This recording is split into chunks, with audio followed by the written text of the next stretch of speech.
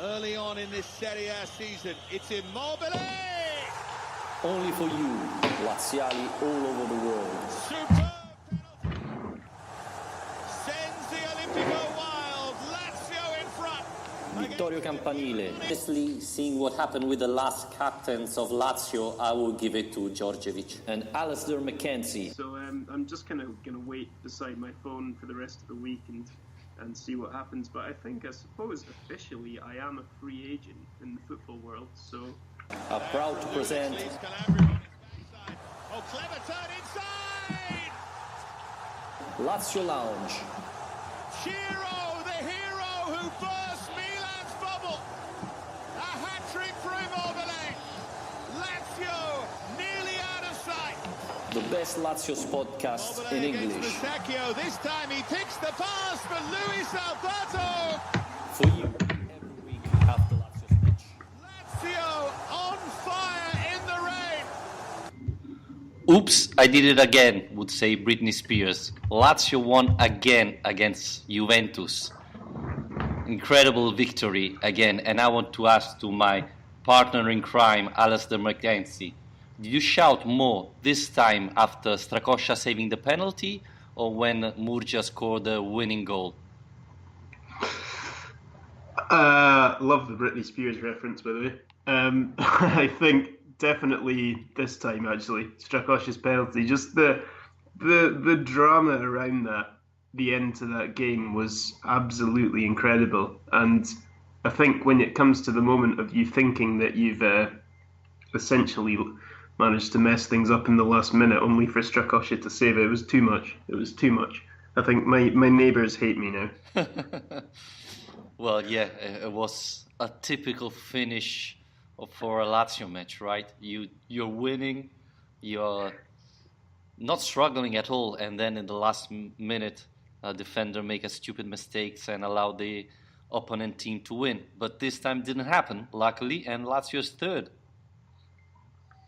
Yeah, and we talked about the significance of the Supercoppa win right at the start of the season in terms of the fact that Lazio have struggled to beat the big teams in recent seasons, but particularly Juventus. But, you know, I said before the game on Twitter that I thought that we had, you know, this horrific record of going 15 years without managing to win away to Juve in the league. But I thought we had a better chance now than I could really remember in terms of the team actually being able to have more belief that they can do it. I think that's such a big thing that Inzaghi's seemingly managed to get into this team, is the ability to actually have the right mentality in these games.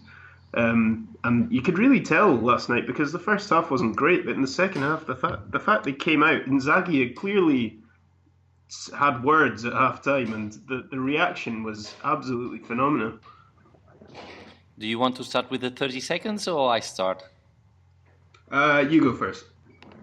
My 30 seconds is about Keita and Biglia. Everybody was convinced that without them, Lazio would be a weaker side. But I think sometimes the team spirit is better than the talent. Last year in the locker room, there were some problems. Don't forget that the first 8 matches or so, Keita didn't play a full match, all because what he did in the summer. And Biglia was the captain, but probably not the leader. Now, maybe the team is not as good, but the leadership is there and the team spirit. I don't know if you agree. Oh, completely. Yeah, I mean, it's something I suppose we've talked about before. The fact that Inzaghi's managed to create this environment and this atmosphere within the team while having such a turbulent time in the summer and the transfer problems that were going on around him. So I think it's it's something you can't really underestimate how important that is. And Keita is a great talent, but if he creates problem in the locker room, then maybe it's better without him, especially if Luis Alberto keep playing like that. Yeah, I think you have to weigh up to a certain kind of mathematical equation of the kind of bad influence versus the ability. And I think with someone like Keita, yeah, he ended last season very strongly. I would have liked to see him stay because he's so young, and I think under Inzaghi he would have only got better and better. But at the same time, if that's going to start to be a distraction for the rest of the team in any way, then it's time to say goodbye. Do you want to use your 30 seconds? Yeah, you tell me when I'm finished, though, or else I'll Go on for.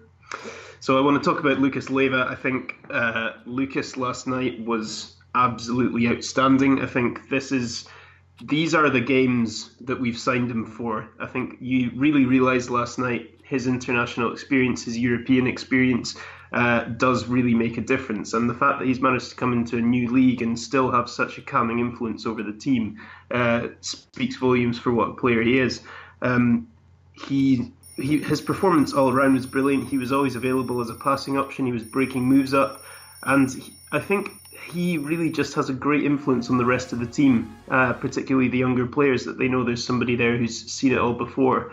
And I think in terms of getting these results this season against big teams, I think a lot of that we can attribute to the fact that we have a guy like him in the centre of the team. So I really hope we don't have any injuries this season, and that he can remain at the heart of that midfield for all these big games. And I think that Lazio was in the need of a player like him, one that it's more able to strip the ball from the opponents more than be a playmaker. And that's exactly what Luca Leiva is, and he's showing it. And I totally agree with what you said.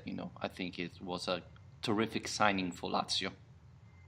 Yeah, it's brilliant. I mean, at the time we obviously thought it was a good signing because he's still not that old and the price was so small. But because of that, I think a lot of people expected that he was kind of on the way out and he was finished just because he struggled to get much game time at Liverpool. But now we're talking about a guy who's trying to fight his way back into the Brazil team for the World Cup next year. I mean, he's also, if you've paid any attention to what Liverpool are up to this year, he seems to be exactly the kind of player that they could actually do within that midfield as well. So I think it's proven to be a really, really smart buy from Iglitare.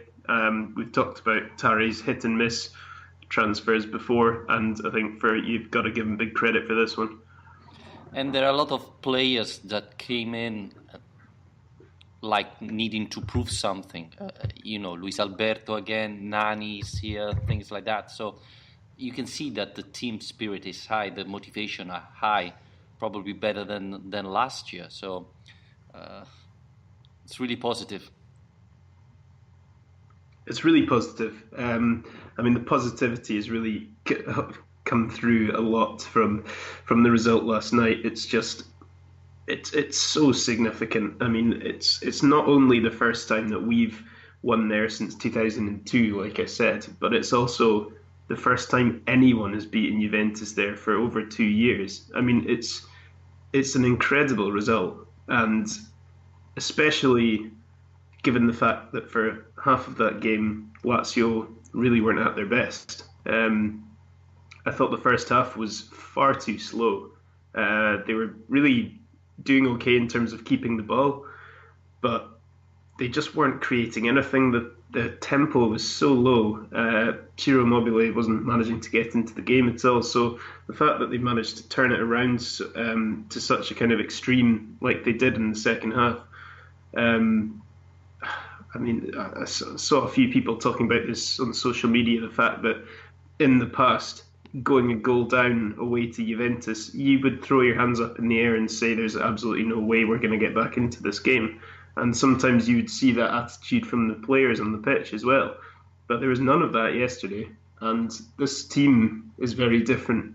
And it made me realise how differently I view this team as well. The fact that once we were a goal down, I didn't completely give up hope. And in the end, we were right not to. Yes, absolutely. We said it before, but there's something different here. The team is more convinced. The team spirit is higher. They play for each other and they believe they can beat anyone, which is probably the biggest difference from this season to the last one.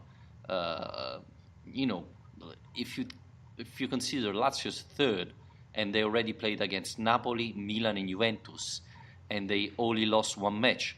So, this is a result that in the past was never there. Lazio always played well with a small team and struggled with the big ones. This time, Lazio is playing very well even with the big teams. And, I think we're both convinced that if Lazio didn't lose 2 defenders in the Napoli match, probably they would have won that as well. So this tells you a lot about this team.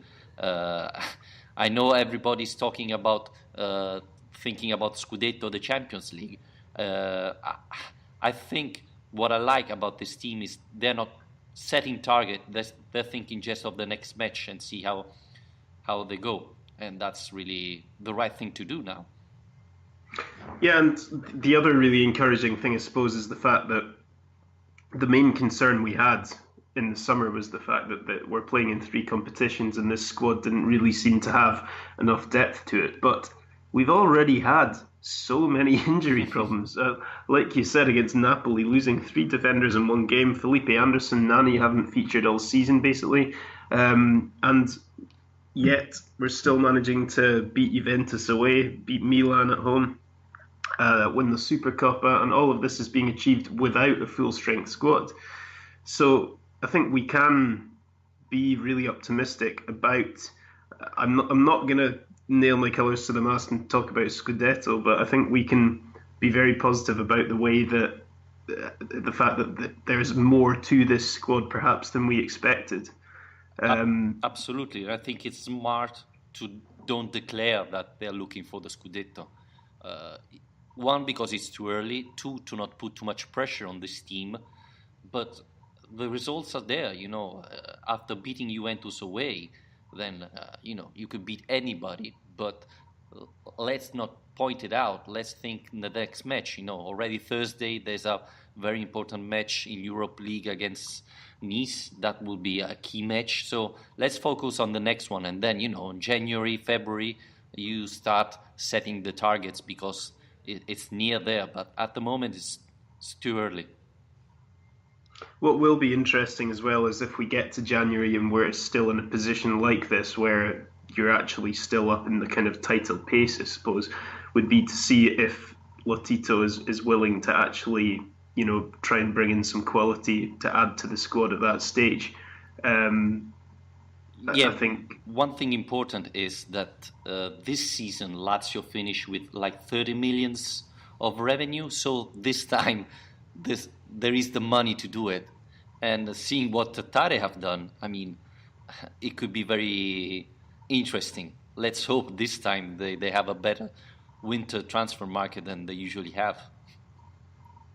Yeah, well, so we got an interesting question about this from Patrick Bowman, who's asking if, he said Ciro is the hero, okay, but watching Luis Alberto and Lucas Leiva is pure football porn.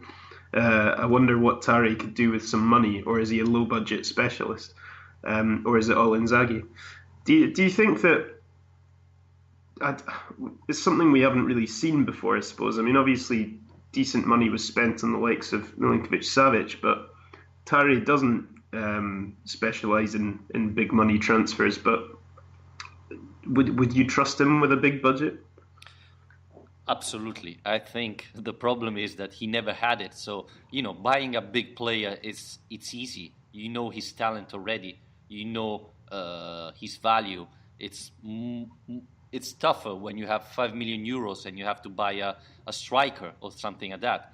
So, again, I'm not sure Lazio will have that type of budget this winter. I think they will try to keep it, etc.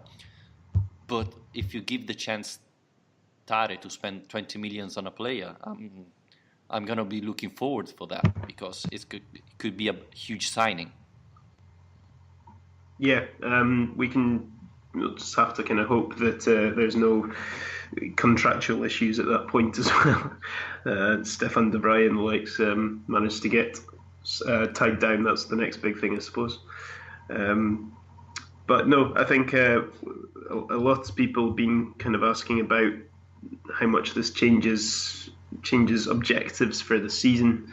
I think, like you said, Lazio have traditionally been a team who go on good runs against the small teams and struggle against the big teams. So the big thing really now is every game is worth 3 points. I'm stating the obvious here, but it's just as important for Lazio to not do what they did against Spal on the first day, to not have days off like that, because if you beat Juventus away, that's all fine and well, but you get the same reward for that than you do for beating Bologna at home. So it's still a bit too early to say whether we're going to be able to put through a run like that. But after a result like this, we might as well be optimistic and think about it. I think Champions League place still has to be the number one objective, though, now. I'm convinced the team this season knows really well their potential. They know they're a really good team and they can achieve a lot of things. Again, it all depends it depends even on the other teams. If Juventus, Napoli and Inter play at the best, probably they will finish top 3. But if they make some mistakes, etc., then Lazio can jump on it and take the third, second, or even win the Scudetto. So I think the players are convinced, they know their potential, but they want to just think to the next match and hope they win again and go on the ranking and reach the highest possible position they can. So I think there's big credit to Simone Inzaghi because he made the players understand that they can really beat everyone, and the players, well, probably without the distraction we were saying before, have now really found out the real potential. Yeah, it just seems like the right combination, doesn't it, of a young coach who, obviously his first job, but he's proven to be more than up to it. A combination of his ability, which wasn't necessarily something we could have counted on to begin with, and a team full of players, like you said before, who have points to prove and guys we can rely on. I mean, a guy like Ciro Immobile, he's going to score goals in Serie A. I suppose everybody's worried about what happens if he ever gets an injury, but for now we can just enjoy the fact that he seems to be doing well, and the fact that Inzaghi was able to actually take him off at the end of that game. And I think that a move like that must actually give Felipe Caicedo more confidence. That game wasn't won yet, and Chiro's coming off for Caicedo. And Caicedo's never going to be scoring that amount of goals, obviously, but I think he does have, he's got a role to play. What did you think? He brought out Immobile and Luis Alberto, that was our key players in that match, and brought out Caicedo and Nani against Juventus with the match open. I thought that was a huge risk, but at the same time, I thought it was a message to the rest of the team saying, no one is untouchable, I trust you. If you get in this match, it's because I really believe you're a good player. So big credit to Inzaghi, and I don't know how many others would have done it. But yeah, that gives you the understanding how much Inzaghi feels his team. And replying to a question we had in the other weeks, seeing the potential of this team makes me think that Inzaghi will stay because he's building something.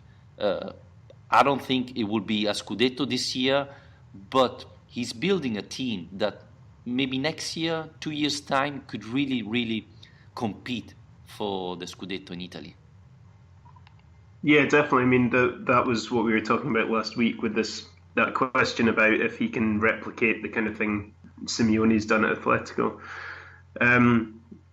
I think obviously that'll come down to how his relationship with the kind of club hierarchy is as well. So hopefully they're sensible enough to see what he is building, the ability he's got, and actually just give him what he wants. Because I think with coaches in the past like Pioli and Petkovic and Rea and these guys, you wouldn't necessarily trust them quite so much to actually put huge investment into the club. But if Inzaghi's capable of producing these results with this squad, then I think Lotito might be a lot happier to actually open the wallets and give him a bit more money in the market, because he'll have more conviction that he's actually going to be able to see a difference in the team, I suppose. Yeah, and there are a lot of young players like Strakosha, Murcia, and so on that still can improve, and they are coming from the Primavera. So I hope they are Lazio fan, etc. So you can build a big team from there, even because at the end the oldest is Radu probably and Parolo. So it's a team that can play together for a couple of years. So there's a big potential there. Yes, it's a good blend of youth and experience, isn't it? Which I think is what you want really in a team. The likes of Lucas, but I mean, I suppose the experience we've got isn't experience that's past it as well, which is important. I mean, you've got guys like Marco Parolo and Radu, who you mentioned, and Lucas, who are still playing at the top level internationally as well. So yeah, it's really the most kind of exciting Lazio team that we've had for many years. One thing I wanted to say, because you were pointing on Immobile. Before this season, everybody was saying, yeah, Immobile is a good striker, but he never scores against top team. Now, 4 goals against Juventus in 2 matches. Hat-trick against AC Milan. Did he score 3 or 2? I don't remember at the moment. It looks like he scored a little bit with the top team. So, is someone gonna change his mind, or Immobile is still a good striker but nothing more? I think again, I don't know if it's Inzaghi or the team that's playing different, but players are playing at the maximum, even more, and Immobile is the example of this, Yeah, we've actually got a couple of questions about Immobile, so I'll bring those in now. But I think, but just to reply to what you've just said, surely there's nobody left now who's watching Lazio or watching Immobile who still has any doubts about him. I mean, as a finisher, I don't know if there's anyone really better in Serie A. I mean, he doesn't need much to score, and he's constantly scoring for Italy as well as for Lazio. So yeah, and probably the first goal was his first touch in the second half. So he could have been cold and missed it, etc. Instead, it was perfect. So, question we have from Tom Sheldrick here is: Do you think Immobile's spells outside of Italy will put off any foreign teams that might be tempted to put in an offer in the near future? I think that is quite a good question, because something that has frustrated me in discussions with people about this before is that this perception of Immobile having failed abroad, which I think, I mean, obviously he didn't settle at Dortmund and didn't do particularly well at Sevilla either, but he's had half a season at both clubs, so it's ridiculous to write off a guy as being a failure abroad from having 6 months in 2 different countries in his first time ever spending time outside of Italy. So, hopefully that would put foreign clubs off trying to come and get him. But I think it would be ridiculous to, because I think anybody moving to a new country would need time to adapt. And when they're talking about the Borussia spell, he still scored a lot, That wasn't an amazing Borussia Dortmund, but Immobile scored his goal, so he didn't perform that bad. But I still hope that no one comes and get him. And on the other side, I'm convinced that he would struggle to leave Lazio, even especially for an offer from outside Italy. He said it often that he's really happy here. He has everything to shine, and he's doing it. So the will of the player these days is so important that I believe if someone big come and offer a lot of money, Immobile would think about that, but probably would stay at Rome. Well, the other question we had from Christopher Thomas was, in today's crazy money, how much is he worth? I suppose that kind of depends on who's asking as well, isn't it? Because if you've got a Premier League club coming in for him, then you're probably capable of asking for a lot more money than anyone else. But within the market and the way its prices have inflated in recent years, if Mbappe is worth 150 million, then what's Immobile worth? Well, I was 80, thinking, 90. I was thinking there was Bernardeschi who came in, and it's 40 millions. If Bernardeschi is 40 millions, then I don't know how much is Milinkovic. $200,000 million. I don't know. It's tough to say, and at the end of the day, it's the price that make the market. So you'll never know what's going to happen. Yeah, I mean, a lot's been made of the fact that Belotti at Torino, for example, has been given this €100 million release clause, which a lot of people seem to think is absolutely ridiculous. But I think Torino are quite right to do something like that, because he's a young striker who's scoring a lot of goals in a difficult league. Then why shouldn't the price be that high if you consider the prices that are being paid for other players around the league? So if Immobile finishes the season as capocannoniere in Serie A, and he's an Italy international, and he's still got many years ahead of him, then he should be worth absolute top dollar, no doubt. Absolutely, I'm totally with you. And the start of the season, I was reading the newspaper this morning, and in the top European leagues, obviously we're talking, he scored more than Messi, Ronaldo, and so on. So, and again, don't forget that he played against, Juventus, Milan, and Napoli. So it's not that he played against the bottom team of the Serie A. So he proved that he can score even against top teams. Yeah, I mean, there's nothing left to have an argument against him, I think, now after this season. There's nothing left. So, yeah, all we can do, like I said before, is just hope and pray that he continues the form and we continue to not have any injury problems with him. But yeah, I mean, what a way to approach a World Cup here. I think as well as fighting for Lazio, he's also got the extra motivation this season as well of getting that number 9 shirt for the Azzurri, which has to be a good thing for us as well.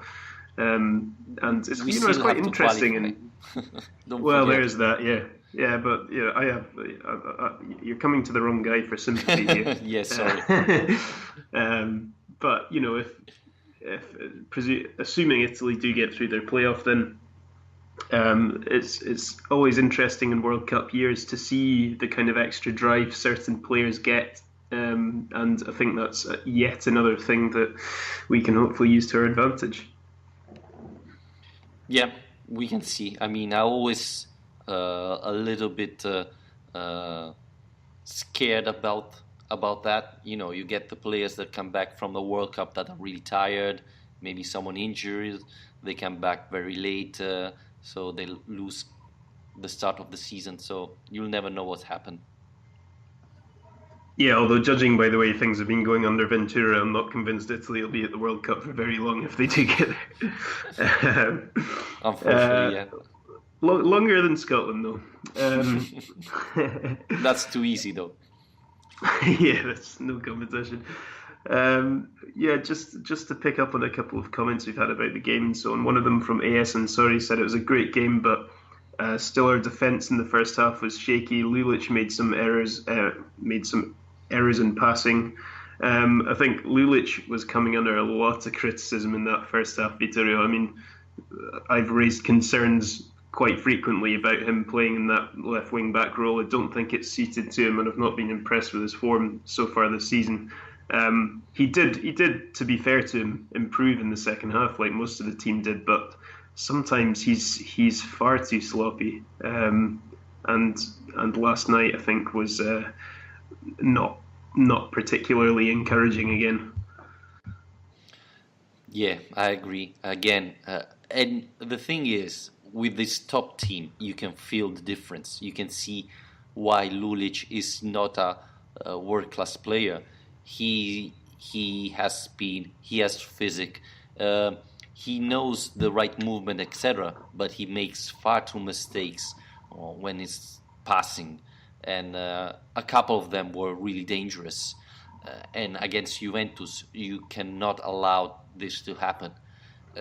Talking about the defense, I'm not sure. I thought in the first half, Lazio defense was pretty much perfect, except the goal. I thought, and this is another thing I wanted to talk about.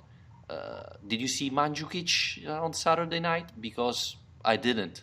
And Higuain at the same, I think he had just one chance, and we are talking of probably two of the best strikers in Europe, at least in the top 20, 25 strikers in Europe. So looking at the performance of the defense and seeing how these two players play, you should be saying that. Instead, the Lazio defense played really well, and I thought it was one of the secret why Lazio won against Juventus. Yeah, I agree. I think the defence was good last night, the back three. It was, obviously a massive, massive boost for us that we could go into that game with a back three that was actually, a back three you'd normally choose and not one that's come because of injuries. I think Bastos's performance was one of the most encouraging things for me because, Higuain must have been so happy to see the back of him last night because Bastos was giving him such a hard time. And the fact that he's just come back from injury but managed to play 90 minutes and at that level, that was really, really impressive. I was a bit concerned going into it with him and Stefan de Vrij as well, guys who have had fitness concerns recently. I was a bit sceptical about how they would do over the 90 minutes, but I thought both of them were brilliant last night. And that's something we've come so accustomed to complaining about in recent years is the Lazio defence, and now it's been one of the strongest weapons we've got so far this season, especially once we have all our options back. There's real competition for places back there. So, yes, I thought it was really good. Another thing I was thinking before the match started, and we talked a little bit during the shows, is that usually the first two subs Inzaghi does is taking off the wings and bring in Marusic and Lukaku. Now, for the first time, Inzaghi didn't have option there, so I was thinking, what's going to happen? Will Marusic and Lulic get tired? Who will come in, etc.? So that was another question, really important for Inzaghi, because especially in the 3-5-2, those are the players that have to run more. And instead, Marusic finished the match very well. Lulic came out, but I think it was more because he wasn't playing that well. But, thinking about that, and as you were saying, Bastos and De Vrij just came back after injuries. Will they be able to play 90 minutes? It was good to see that all the team was able to keep the form till the last second of the match and don't give up the condition. Yeah, absolutely. And hopefully,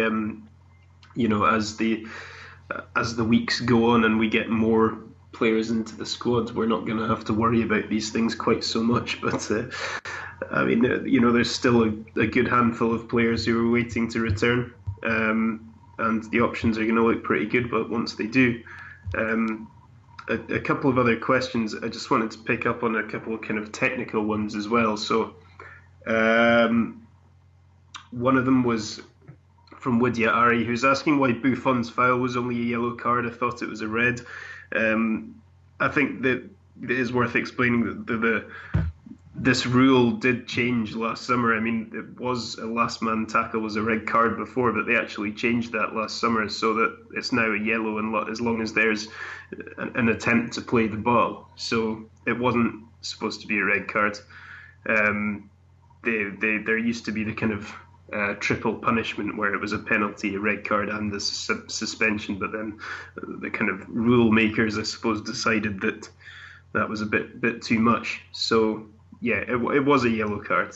The other one I'll throw your way, Vittorio, opening up a can of worms, is Lazio Toronto asking to explain what's the point of VAR. I don't know if that means how it works or if it means that they don't think it was particularly well used last night. I thought the VAR was perfect Saturday night. Basically, what happens is that they review the goals, the penalty, and there are two referees that has a monitor where they see the action. And if in this case there's something wrong, they call the referee. So, for example, in the case of the penalty of Lazio, they checked it on the monitor and said to the referee that it was fine. Same thing on the first goal of Juventus. The linesman wasn't sure, and so that's why there was like 30 seconds of delay. But they said from the VAR that Bastos was keeping everybody on side, so it wasn't offside. So and same thing on the penalty of the last second, the referee didn't see it, but the referee that was at the VAR said, "Look, have a look because we think it's penalty," and that's what happened. Yeah, I think it worked quite well last night.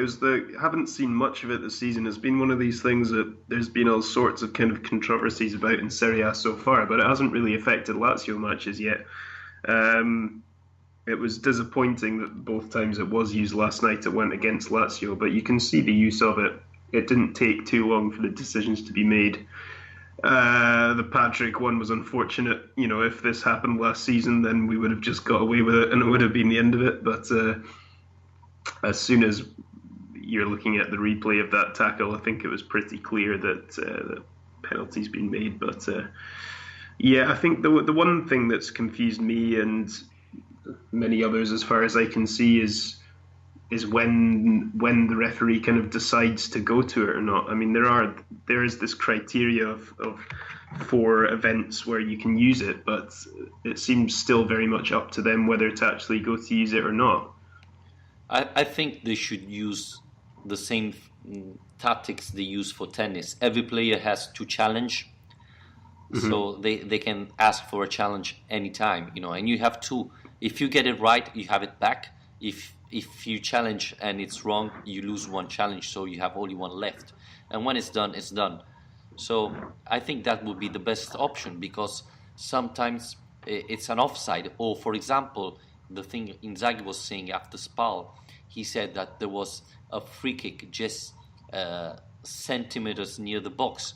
But as it wasn't a penalty, it wasn't used the VAR, but it was a free kick and the referee made a mistake. And from there, it can be a very dangerous position, to have a free kick there.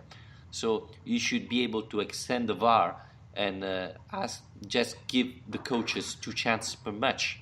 Even because what happens, and it happened, now I don't remember when it happened, but a player gave an elbow to a Lazio player, and that was a red card, but the referee didn't see it, and it wasn't a penalty, it wasn't a goal, so the VAR couldn't be used. That's stupid, So.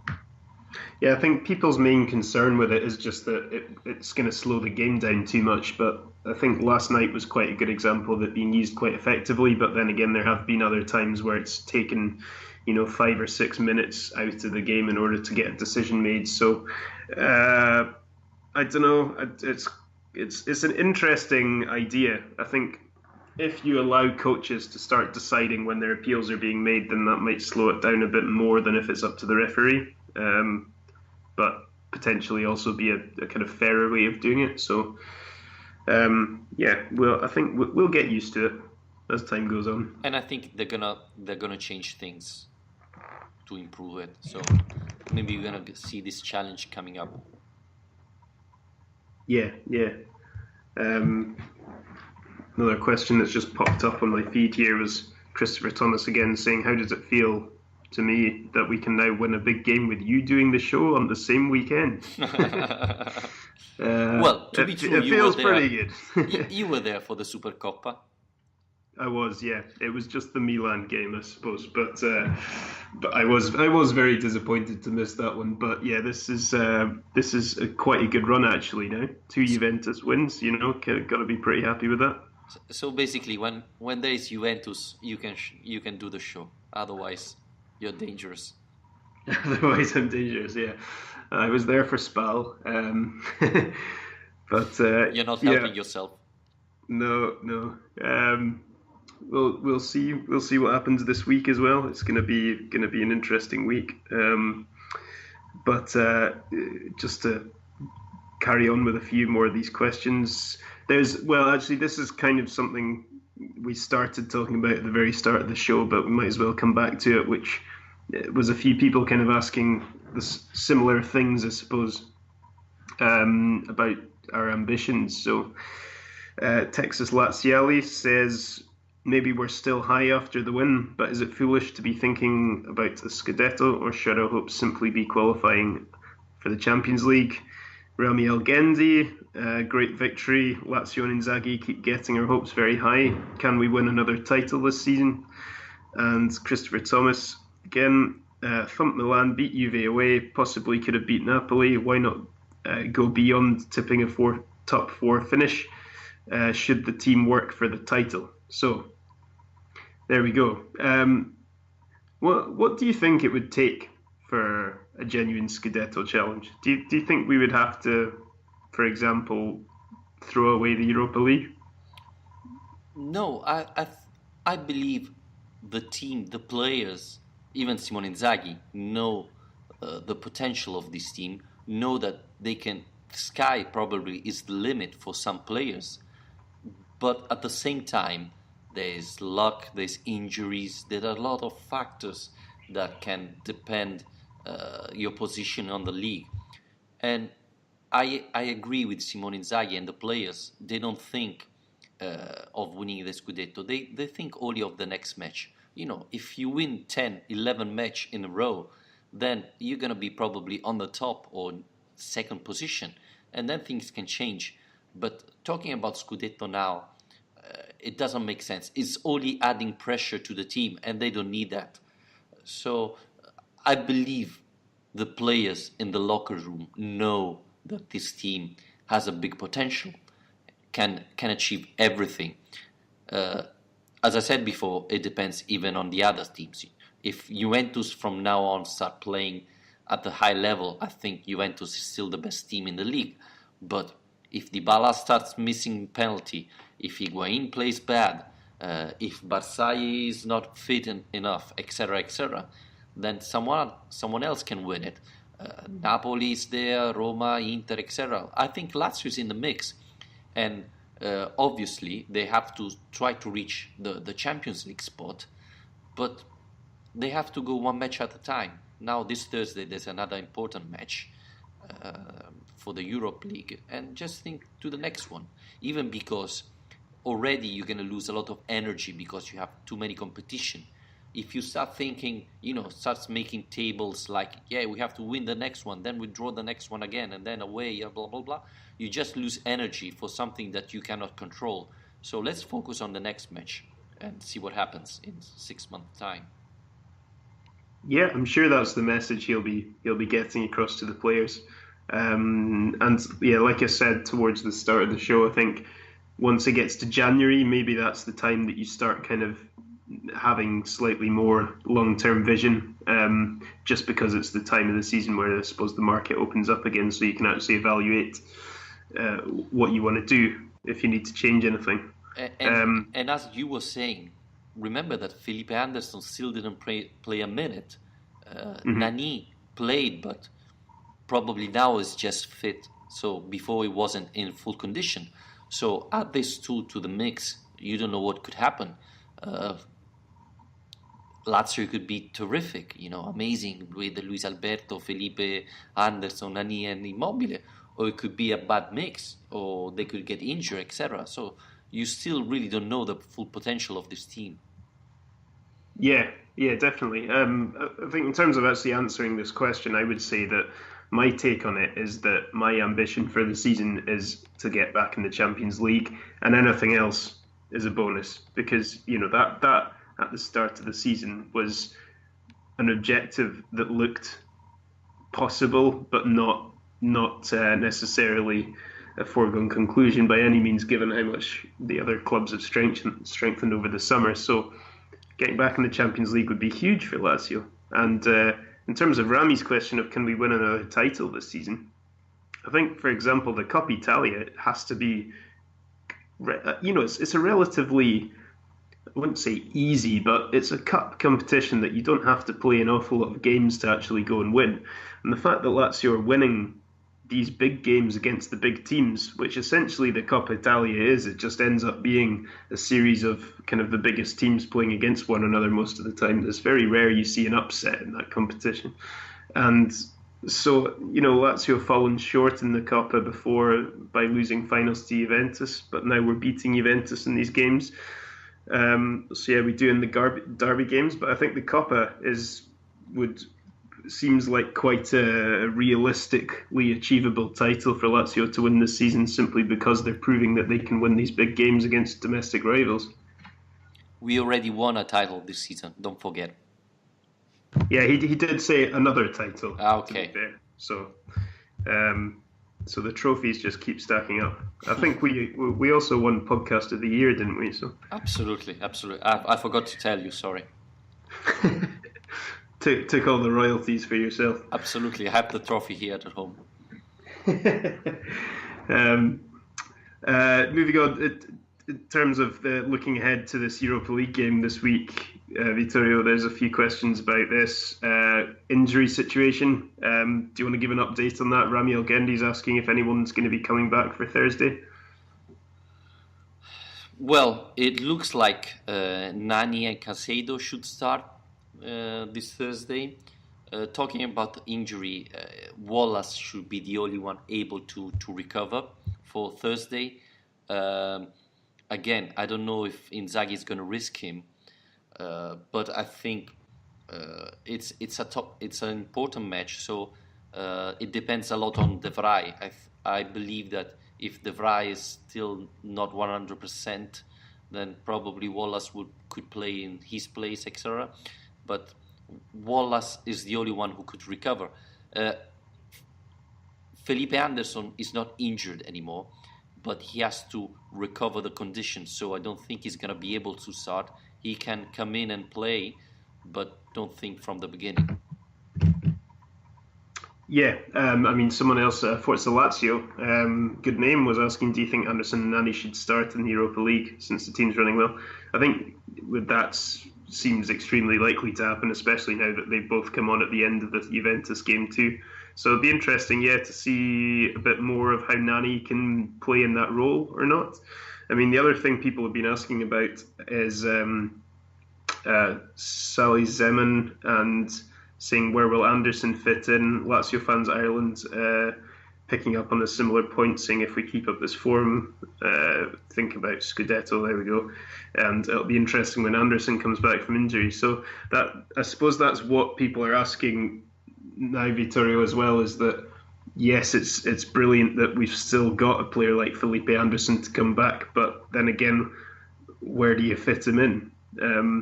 And it does seem like that Luis Alberto, the position he's currently occupying, seems to be the one place that's available for him and Nani and Felipe. Every manager hopes to have this type of problems, too many options or too many good players to make them fit. And, a couple of weeks ago we were saying, oh, come on, Luis Alberto played every single minute in the season. He's going to be tired in January. And now you have Felipe Anderson, you have Luis Nani that can play in that position and give him some rest. I think turnover, it's a must for Simone Inzaghi. And it's good to know that, okay, Luis Alberto is playing great, he's coming off, and from the bench, Felipe Anderson come in. I think fans would be much happier to see Felipe Anderson come in than Caicedo or, I don't know, Djordjevic. You have better options now, and that's how you build great teams. Don't forget that Bernardeschi was on the bench, Dybala was on the bench. A lot of top players was on the bench on Juventus side. If you want to compete for the Scudetto, you can't just have 11 top players. You have to have at least 40, 15. So having all this option is good. And I still believe that Inzaghi when Felipe Anderson and Nani were completely fit, will find a solution to make them play together. Not all the matches, but some matches I'm presuming to see all them playing. Yeah, I mean, I completely agree with you in terms of it's exactly the kind of dilemma that you want. It does seem a bit ridiculous to have this dilemma in one specific position and then be so sparse of options in other positions around the squad. I think Alberto, for me, is going to be the interesting one once everybody's fit, because he's probably more versatile within the system, you might say, than the others. And I mentioned this before, but the fact that he was starting out in the pre-season games and playing in the kind of Biglia position, be interesting to see if that's something Inzaghi tries again. It'd be interesting to see if he's used as another one of the central midfielders, if he could play that role. But the thing is, as well, he's been so good in the position he's in that you don't really want to take him away. You don't want to nullify his attacking threat, because that's been his main kind of weapon so far this season. He's been playing all over the place, I should say, and his movement is one of the secrets.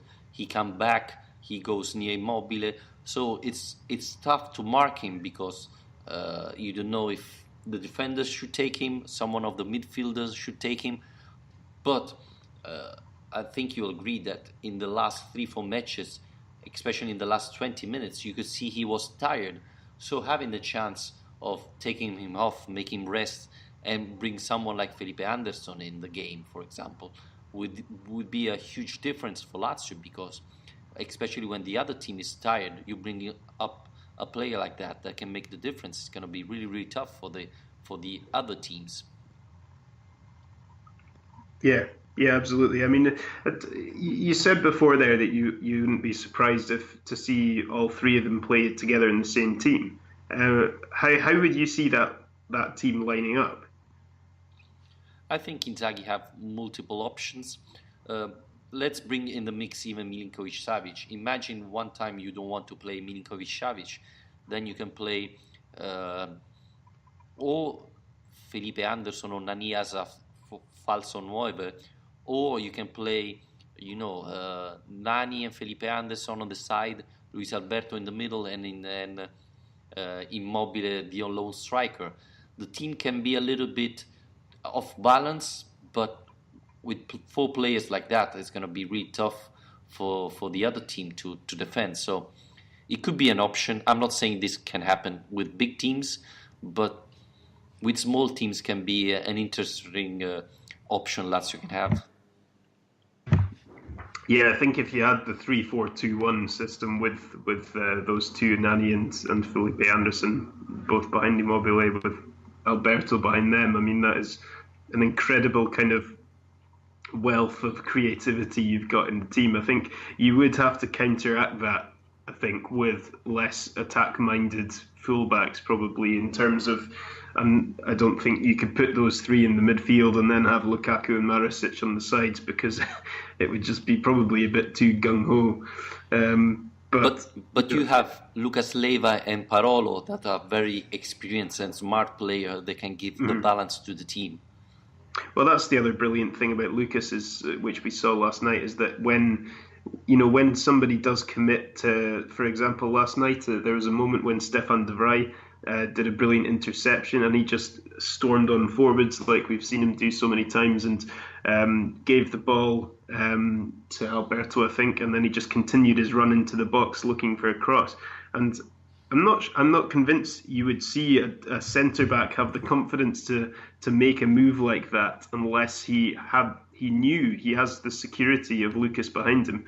And as you saw De Vrij retreating from that chance, you see Lucas sitting there in defence, and he's just so positionally aware, and he offers such security and protection to that team that it really allows them to kind of express themselves. I mean, I've praised him a lot this week, but I'm going to continue, because I think last night you really saw last night how important his role is.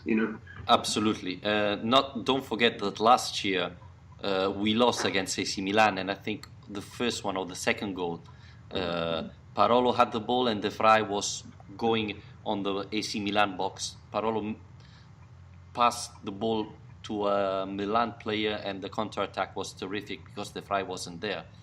So De Vrij is the player who likes to go further and attack when he has the chance. But of course now with Lucas Leiva, the team has more balance.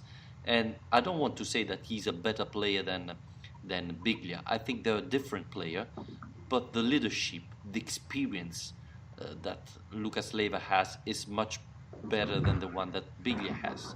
I think Biglia was a great player, but maybe wasn't that leader and didn't have that experience that Lucas Leiva had. Yeah, and I mean, for example, tonight I was watching the Milan derby, and Biglia on the ball. He spends so much time on the ball because he likes to get it to his feet, have a look up, and see what he can kind of orchestrate. And that's the kind of player he is. But actually, it's a lot more useful having a player like Lucas in that position, because there are a couple of times tonight that Biglia got the ball taken off him. So there's one where Icardi nicked it off him on the halfway, and it was a 2-on-2 breakaway. But Lucas last night, I mean, he just doesn't lose the ball. He never makes flashy passes, very rarely, but he'll always be able to strip it off people. But then he's very good at just being able to then offer it to somebody else, and he's not a dangerous player to have in your midfield. You're relatively confident seeing him on the ball that he's not gonna take too long, pick the wrong pass, or lose it.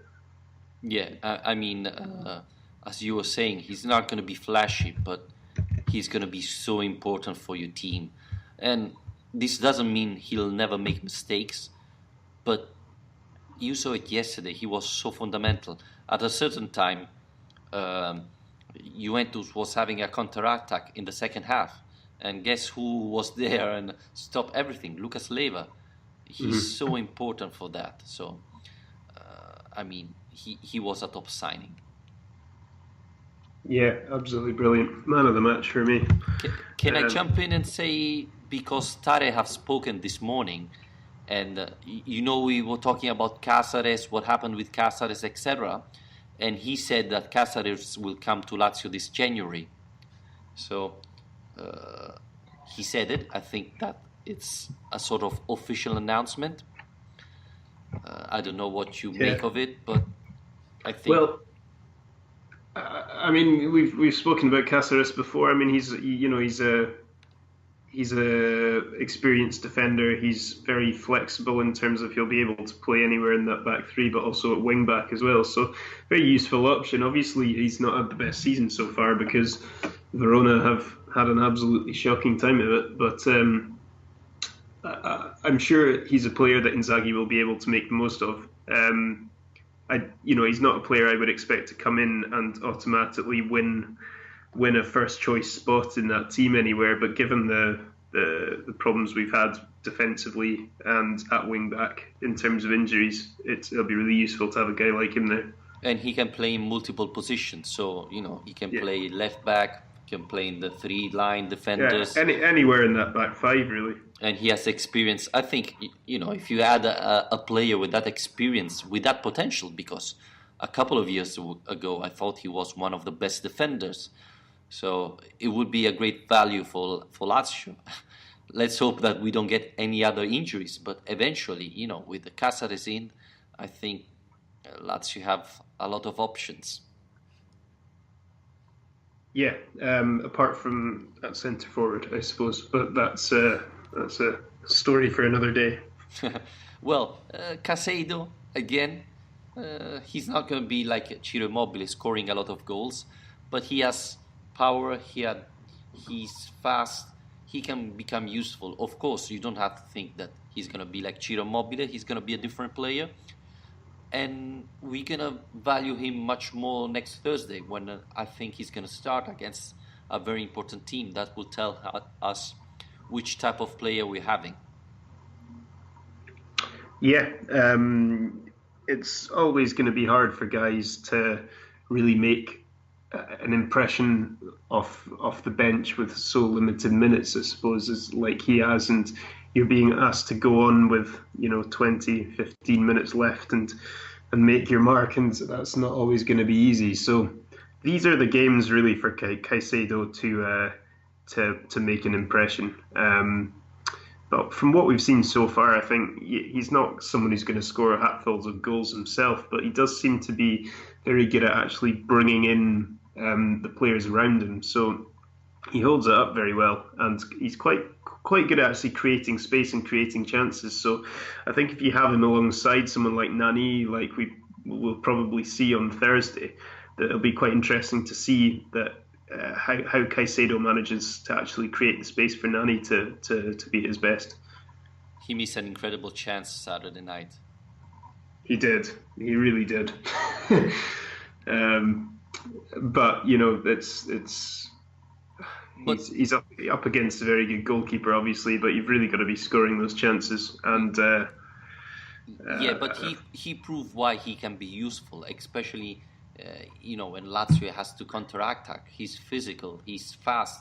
It's not easy for a defender to take the ball off from him. So that's why he can be very useful for Lazio.